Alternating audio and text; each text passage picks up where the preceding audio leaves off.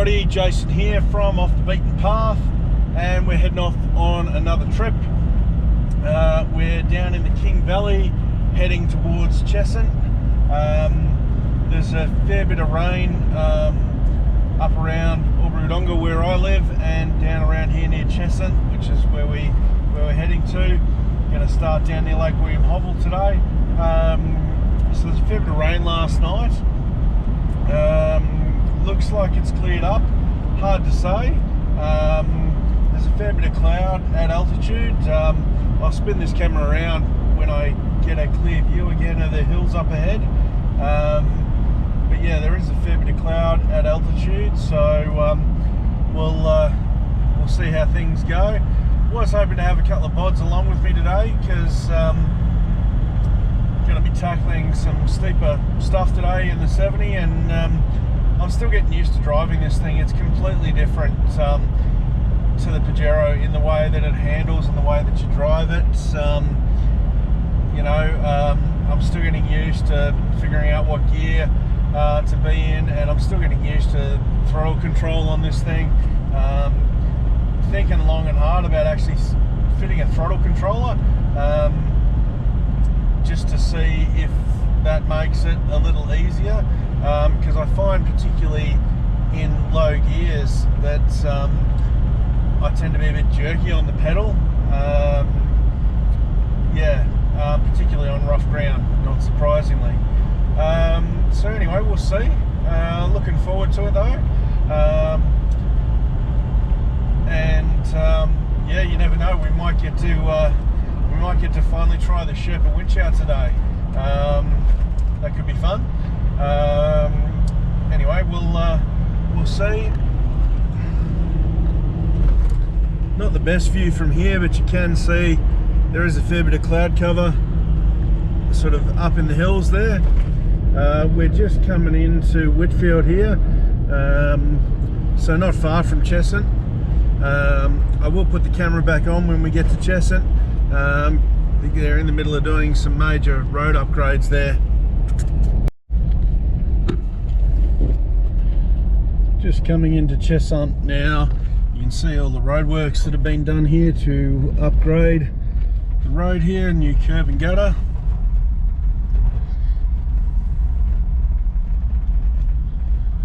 Great little spot, Cheshunt. The general store there is pretty awesome, and the oven. Right onto Upper King River Road. Always helpful, the navigator, isn't it? The oven there is a really good spot as well. So yeah, 17 k's. Continue for 17 kilometres. There you have it, 17 kilometres to Lake WIlliam Hovell. So yeah, we'll head down there, pull up, air down, and get ready to hit the tracks.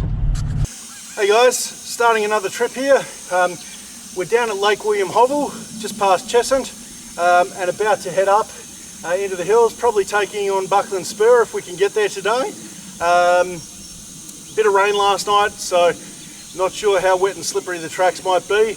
This one's a solo trip, so we're just airing down. Probably going to go down to about 22 on the rear, and similar on the front today. Maybe even 20 on the back. We'll just see how the tyre's looking as we air it down.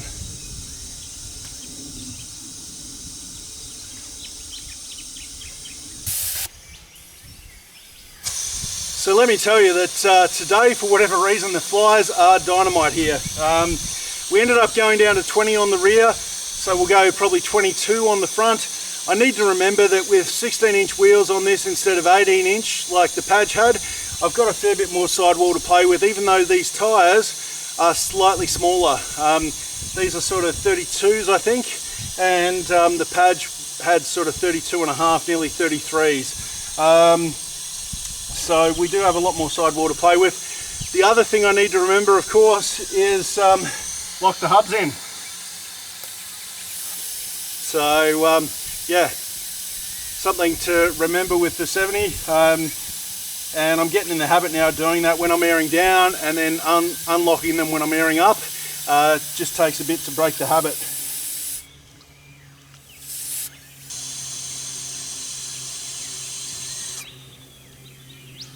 Past a campsite down near the main toilet block here, and there's a lot of tents and camping gear hanging up, airing out, trying to dry out. So I dare say there was a lot of rain here last night. One of the reasons I've come back to do this track is I did a night run over Buckland Spur a couple of weeks ago. You've probably already seen that video. And the little creek crossing and climb is nothing like it used to be, that's for sure. So we'll check that out today.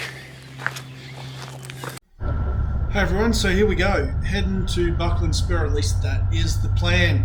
So just heading off from the foreshore there of Lake WIlliam Hovell on the foreshore Lake Road, as it's still called at this point.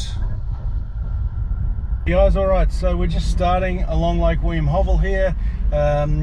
There's a little crossing near the start here of this track, and the climb after that is a bit of a clay base, and that's probably going to be my gauge for what the track conditions are really going to be like. I mean, the track's definitely wet, but you know, it's not super wet, at least I don't think it is.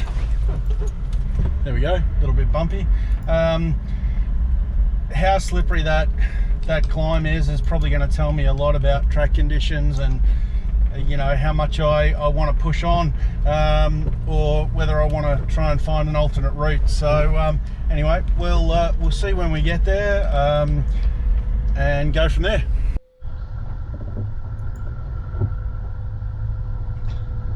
So yeah, just making that first crossing now. That's concreted in. It's a nice little stream, bit of water flowing over that today, more than you might expect. And yeah, this is the climb that I was talking about. It does get reasonably steep reasonably quickly, and can be slippery when wet. A little bit damp today, but I had plenty of traction on this particular instance, so I don't think it's the slipperiest I've ever driven it. But yeah, this is a really good gauge when you're heading, whether you're heading down to Tomahawk Hut or wherever else you might be heading, that you're coming in on this track. If this is challenging, then some of the sections later on are almost certainly going to be challenging as well. And as you heard at the start, this is just a couple of weeks after the Buckland Spur night run. I wanted to come back and do Buckland Spur in the other direction, and just see how I went climbing up it, but there had been a bit of rain. So yeah, we're just on that section of track now. I just finished most of it actually. First gear, high range. So yeah, didn't go into low range. It's not a long or steep climb. Nearly stalled it in second gear high range. I was driving a bit slow. I really just didn't want to carry too much speed into that and start spinning wheels. I don't think it's the slipperiest I've ever driven it, so fingers crossed, yeah, this is gonna work, and we'll get on to Buckland Spur, and I'll be really interested to see how we go in the 76 with these tyres and no lockers. So yeah, that's it. Pushing on, just coming up here on the northern end of Evans Creek track, and as you've probably guessed from the name and the captions on screen, we'll be back. Yeah, we certainly will be. So for now though, we're heading down past Evans Creek track to the crossing at Evans Creek on the main track here, and then the plan is to head up to Buckland Spur from there. But you know what they say about best laid plans, and you know, to be fair, on this trip I was probably a little bit cautious being solo, not having the backup of somebody with a second vehicle to assist with winching that may or may not be required. So that probably leads you into what might have happened. Now we are getting close to that Evans Creek crossing, and you'll recall from the Buckland Spur night run video the track leading up to that crossing on this side is extremely rocky, and you probably get a lot better view of that as we pull onto that section of track now. And still got a fair bit of water on it, probably less than when I came through on the night run, but still plenty sitting there on the track. It really does look more like a riverbed than a track. And a few good sized rocks have been disturbed and sitting on the track there as well. You want to keep a lookout for those, that you don't park your diff on top of them. Something I got to think about now, driving a solid axle vehicle.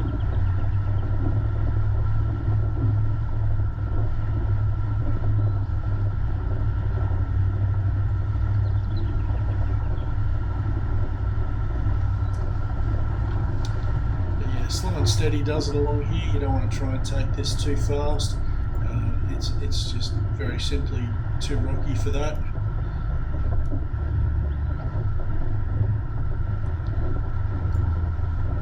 Progress was pretty good as we're making our way along here. Now, something to consider, you can go to Top Crossing Hut in the winter, but a lot of these side tracks like Buckland Spur and Evans Creek Track are actually seasonally closed. And yeah, as you can see there on the screen, just on the left there, just past the tree on the dirt there, that's where I came through on the night run video. The actual track is around here further, so there's this little tree that I saw down on the track that's still here, but it's only small and you can drive over this end of it. I saw the other end. So you can see the guys coming the other way there. So that's Paul and Jenny and their buddy Mark from Queensland. And I happened to rock up just as they were coming down. And I did think it was the opportune time to say good day and find out what the track conditions were like, whether they'd come over Buckland Spur or not. Now, as you can see on the screen there, this was a tricky little entrance and exit on that side, but that's changed dramatically now. Parks have come in and done some work to enable CFA access a little more easily, and it's basically a concrete highway. So what you're looking at there in front of you is not there anymore. Alright, so we're just at the crossing. It looks every bit as special as I remember it from a couple of weeks ago down Buckland Spur. I've just met some guys coming the other way. They had a crack at Buckland Spur. One of them was running muddies and he got up just. The other guy's running all terrains. He couldn't get up, couldn't get anywhere near the top. It's red clay and it's slippery and just no ice. So I don't feel like I want to tackle Buckland Spur when I'm still learning to drive this thing by myself. You know, potentially having to run a winch out and rely on these brakes to hold this thing.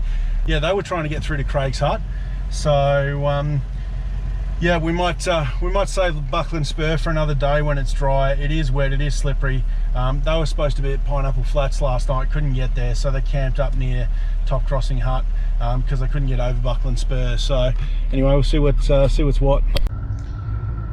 So yeah, as you just heard, these guys gave Buckland Spur a red hot go, and yeah, Mark in the Silver Navara there, he's running the ATs and couldn't get up Buckland Spur. Paul and Jenny in the white ute were able to get up there. I think theirs was a BT50, but it was giving it a fair bit of juice, and he's running mud terrains. So they've decided to come back this way, and they were still keen to get through to Craig's Hut. So I said, well, how about we all just take Evans Creek Track? It's supposed to be the easy way when Buckland Spur is too slippery or wet or what have you. And I think once upon a time, Evans Creek Track probably was the easy way. But as we all know, tracks change over time. And we do hit a pretty decent obstacle on Evans Creek Track, as you'll see,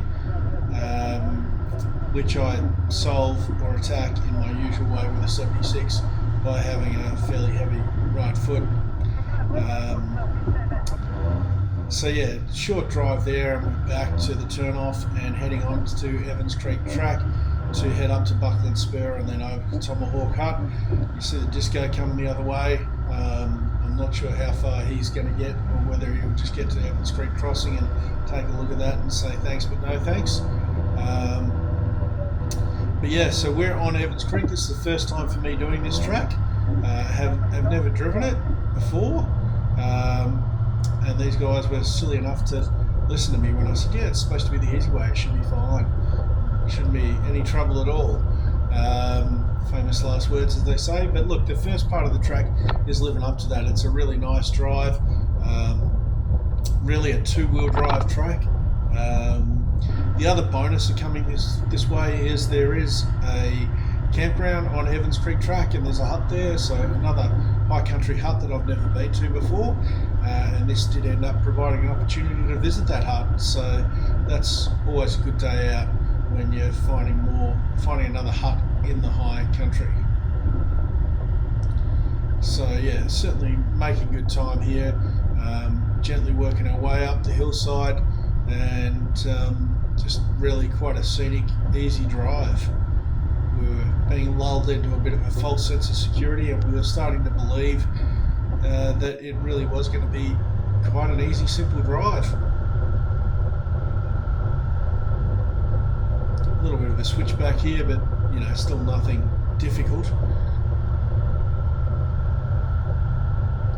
Might be a little more challenging if you were towing. You can see there's some evidence of you know, people's vehicles working a bit hard to get some traction, but really I didn't find that and didn't feel that with my vehicle. The traction seemed good, and didn't really have any issues driving this section either. Plenty of black tree trunks. The bushfires back in 2019, 2020 did come through here, but the bush is pretty well and truly recovered, as you can see. Taking it steady down this hill just in case it is a little bit slippery. Again, you can sort of get the idea from the surface there that it might be.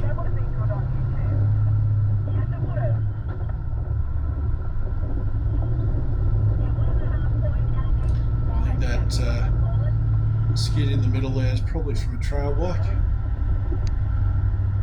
Those guys tend to hook along at a fair rate of knots. And yeah, Evans Creek is just off to the left of us there, where those tree ferns are, where not surprisingly they're close to the water supply.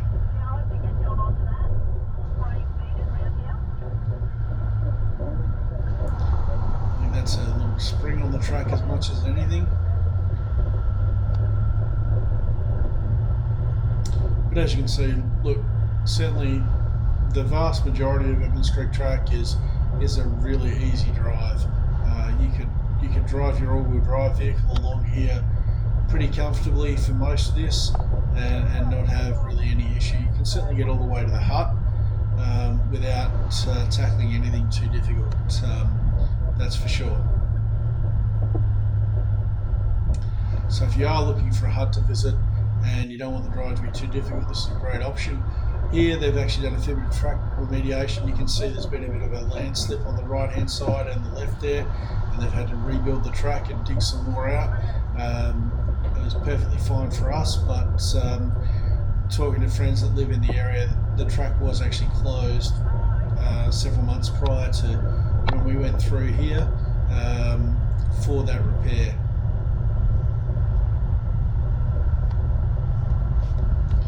Certainly open and working fine now. They've just got the safety fencing there to alert you to the fact that it's a fairly steep drop off there right on the side, and you don't want to be dropping the wheel off.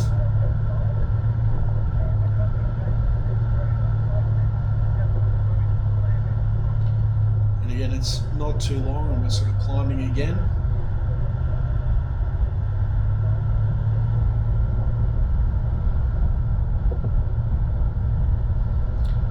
Any great rate of knots or anything, but just nice and steady. So yeah, really great little drive, and Evans Creek campsite, which we'll get to probably pretty soon, is well worth a visit. Be a cracking little spot to camp, I reckon, with good access to Evans Creek, it's not a river you're going to go swimming in really, or that sort of thing. I mean, there have to be a lot of water flowing for that to work, as you'll see. But well worth a visit. Nice level campsite, good grassy sort of area.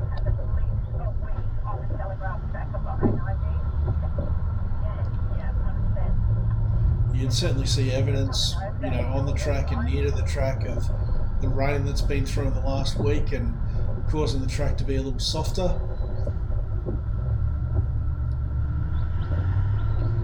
But we weren't finding any difficulties up to this point. And that's the thing, we're quite a ways in, as you can tell.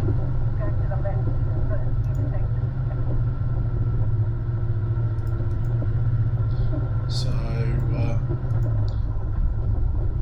just coming up here where Evans Creek Track actually meets another road, which is Camberton Road on the right hand side there.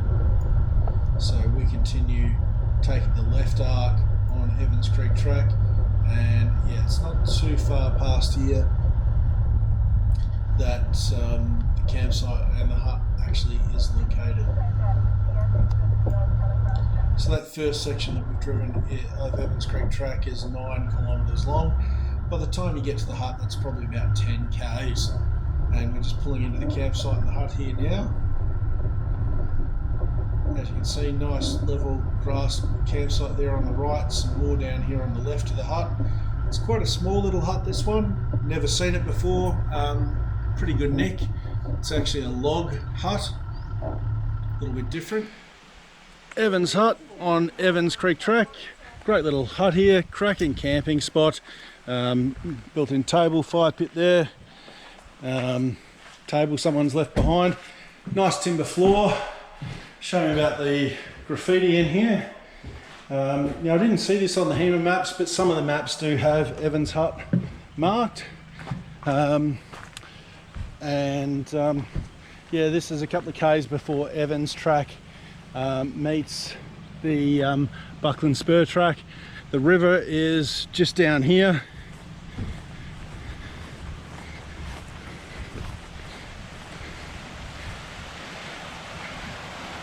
Literally right there.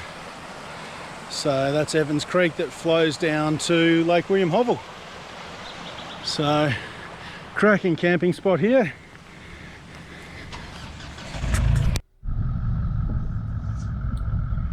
So yeah, a little bit different with the timber lining inside that hut. It's a shame people have to ride all over the walls of the huts. But yeah, generally structurally in good nick and a few good spots to camp there. As you can see, Evans Creek's not a big creek, certainly not at this point anyway. And yeah, you've got 2 exits or entrances in and out, depending on which direction you're heading. So for us, we were heading southbound from here, and so took that exit. And it's about 6 k's along Evans Creek Track from here to Buckland Spur, and the track does recross Evans Creek a couple of times on the way through. Just deep enough to wet the sidewalls of your tyres, maybe.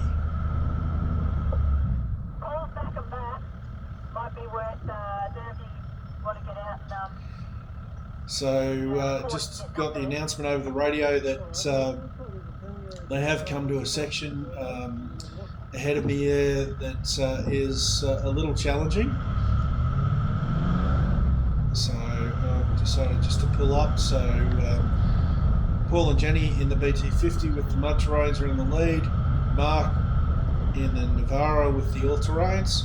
Just parked there at the top of that next little hill. So I just pulled up there to go and see what's going on, and as you can see, we got a clay hill here that's fairly well rutted out and fairly slippery, and Paul has chosen to try and attack it, putting his wheels in the ruts, because the risk is if you try and span when it's slippery, you end up sliding in, and with the bank so close like that, you could easily have damage or something worse, so damage your drivetrain, any number of things.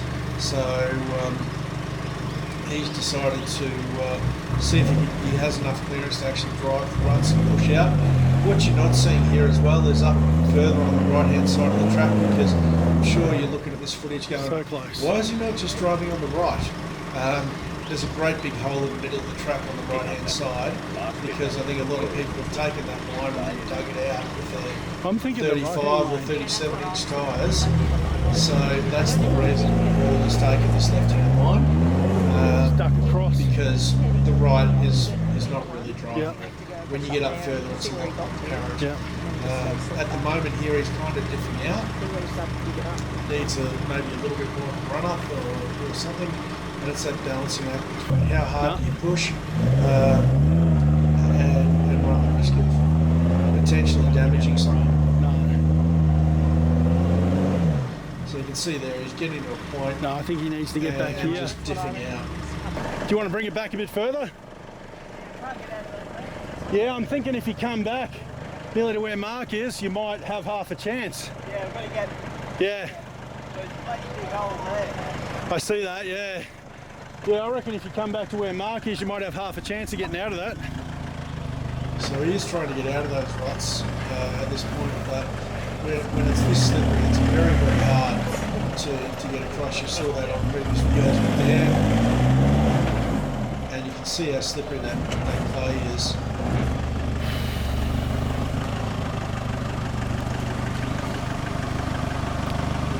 So it's just backing up there. You still got plenty of room. About 2 metres, metre and a half. Yep. So even though he's got that right hand lock, it just doesn't want to. No, it's not going to let you climb out, is it? It just wants to stay in those ruts. You got your wheel pointing towards the bank. That's nearly straight, still pointing left a little. That's straight. It can be hard to tell inside the vehicle when you've been turning the wheel a lot exactly where the wheels are facing, whether the tyres are straight or not.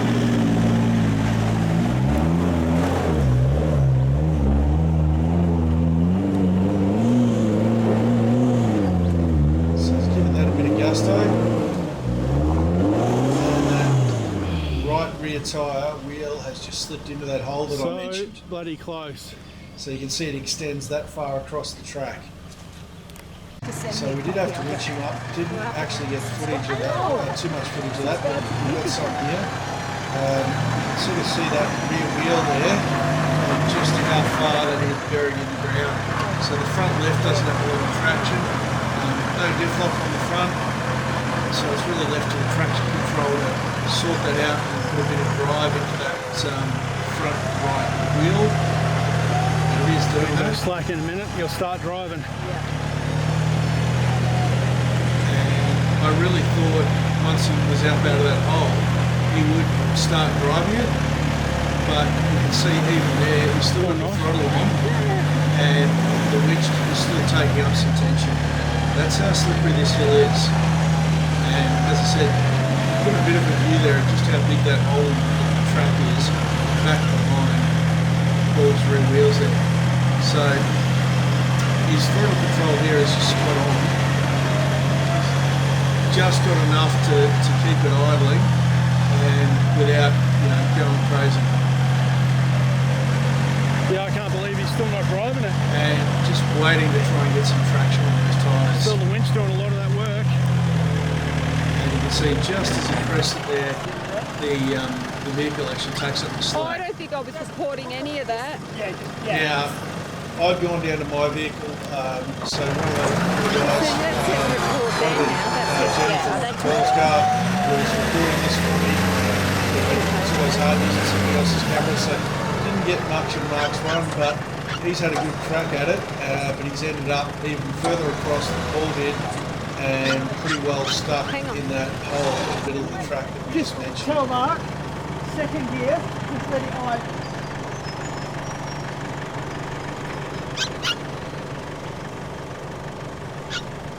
Good to go?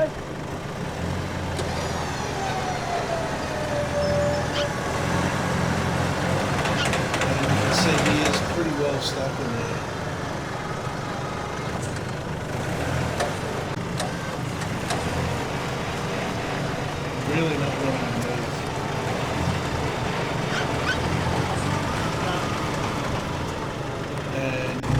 what was happening there as well is that he was actually driving or pulling Paul's BT50 forward.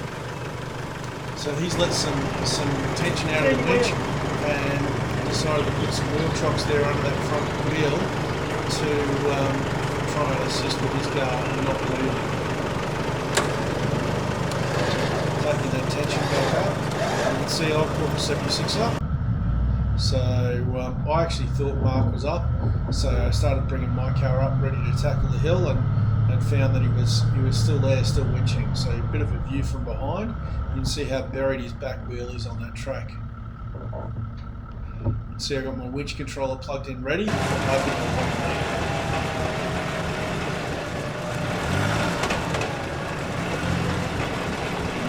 is just proper stuck here.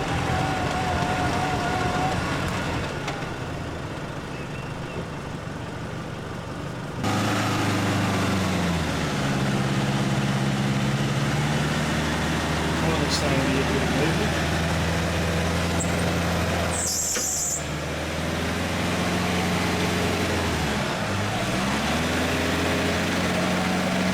Not surprising the back wheel is crossing into that hole.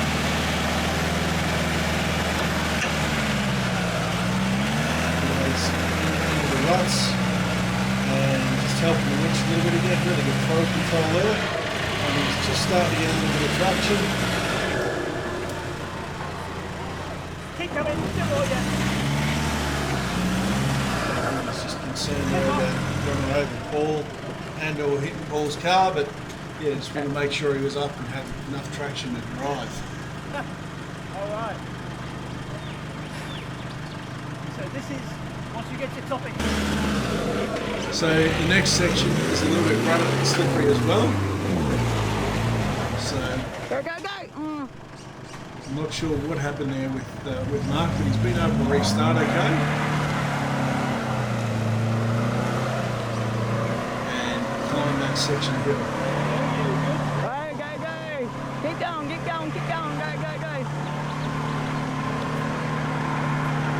And he's made it up and over the next little hump. So Done well. I have the benefit of 2020 hindsight, watching two people tackle this. Paul is nevertheless getting the winch ready, expecting that, like the last two, I'm going to need the winch, and that's a fair bet given what we've seen. So just making sure that's there ready to hook on, and heading down. You can see how slippery that is. He's using the shovel there to brake himself, and then using that to stop him sliding down the hill as he gets across that middle section. And he's just doing a little bit more last minute track building for me. We had put those in there previously, not for Paul, but we put them there for Mark. And now it's my turn. Not a great start, but then I found second gear, and I found the right foot.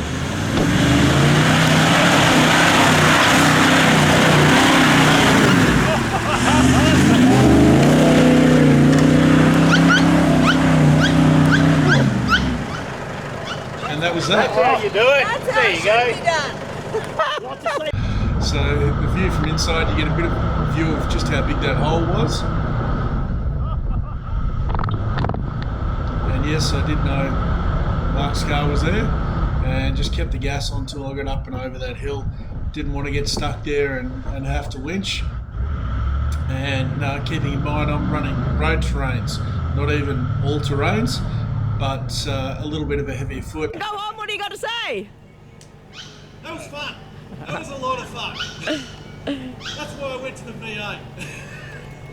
Yeah, look, it's no surprise to any of you watching this channel to know that I'm prepared to use that right foot when necessary. And that was certainly one of those situations that a bit of momentum got me through, where I could have ended up having to winch for another 20 minutes, half an hour. And probably a good thing that didn't happen, because as you can already see, starting to get a few drops of rain coming through, and if we'd still been on that hill with rain coming down, I think it'd be much worse. trying to get off there would be that little bit more challenging. So you can see a few water droplets on the lens, which tends to happen with the GoPro. We're almost at Tomahawk Hut, just one of the last crossings of Evans Creek, right up near the start of Evans Creek actually. It starts just near the Buckland Spur track. Just taking it easy there because it is a very steep approach and exit. If you heard that, that was the rear tow bar doing its thing, as it often does.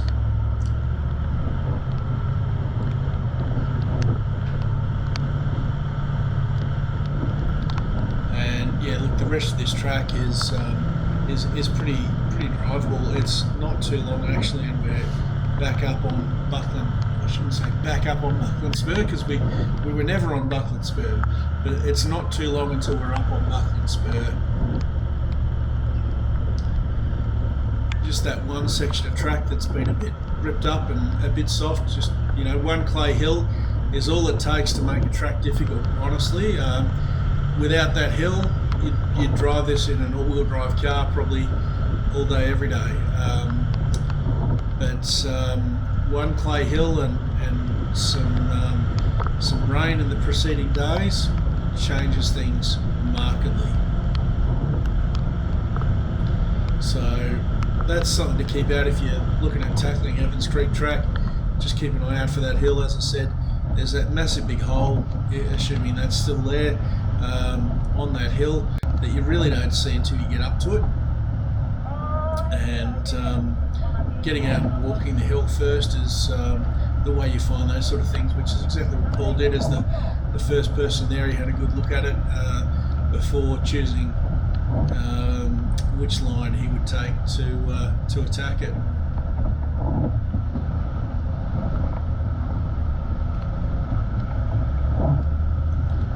Getting a little bit higher now as we're approaching Buckland Spur. But as you're seeing, you know, it's a steady climb this last section of the track, the last few kilometres, but nice wide track, good traction, nothing to worry about. Yeah, we've just met Buckland Spur here, so if you turn left, that'll take you back down Buckland Spur to Lake WIlliam Hovell, and you probably remember that from just a couple of videos ago from my night run along Buckland Spur. Just steadied up there a little bit to make sure everybody made the turn. Coming down here to the seasonal closure gates, which are just south of Tomahawk Hut. So you can get to Tomahawk Hut, I believe,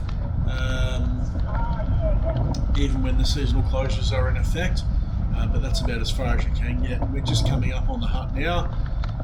Here's that tree that was sawn. You would have seen that on the Buckland Spur night run video, and it's literally just over the hill here pretty much to Tomahawk Hut, which for us today is our lunch stop spot, and that's where I'm going to conclude this particular video. So it's been a little while since I've been to Tomahawk Hut.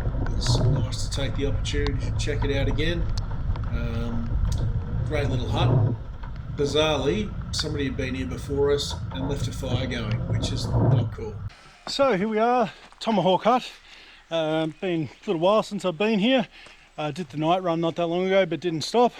Great little hut. Now when we got here today, there was actually already a fire going. Someone had been here not too long before us. Still shouldn't be leaving fires going in the huts. Obviously you need to have fires only in the designated spots. But yeah, we'll put that out before we go. But yeah, it's been raining pretty well today. After we got up that hill, we had to winch up, fortunately. So it was nice to have a dry spot to eat some lunch here. It's eased off for now. And yeah, I have decided, so my plan, guys, was originally to head up and do the Wildhorse Gap Spur Track, but given the conditions and the weather, I elected not to tackle that today solo, So I'm going to follow these guys up to Craig's Hut. It's been nearly 12 months since I've been up to Craig's Hut, and head home from there. I've got work to do tomorrow, so need to make it back. So yeah, we'll push on from here up to Craig's Hut again, and if we're lucky the weather will clear while we're up there and we'll get to enjoy the views. So guys, thanks for watching. I hope you've enjoyed this video. The next video will be our journey up to Craig's Hut. Like this video if you liked it, leave a comment down below, and check out our Buy Me a Coffee page if you want to support the channel. Thanks again.